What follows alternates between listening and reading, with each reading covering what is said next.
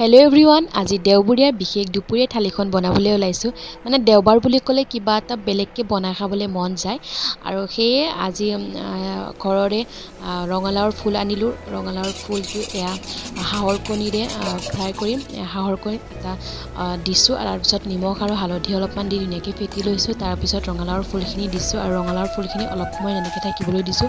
আৰু তাৰপিছত এয়া হৈছে ঢেকীয়া শাক। ঢেকীয়া শাকটো সৰু সৰুকৈ কাটি লৈছোঁ আৰু কাটি লৈ তেলত নিমখ, হালধি, পিঁয়াজ, জলকীয়া দি এইখিনিও ফ্ৰাই কৰি লৈছোঁ আৰু ইয়াতো এটা হাঁহৰ কণী দিম কাৰণ এইখিনি অলপমান কমি গ'ল, বেছি নাছিলে, অলপমানহে আছিলে, সেইকাৰণে ইয়াতে এটা হাঁহৰ কণী দি দিছোঁ।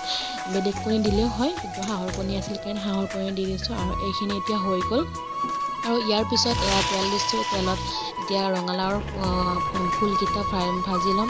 তাৰপিছত এইখিনি হৈছে চজিনা। আজি আমাৰ থালিখন ভাত, নেমু, ৰঙালাওৰ ফুল, মাহৰ দাইল, তাৰপিছতে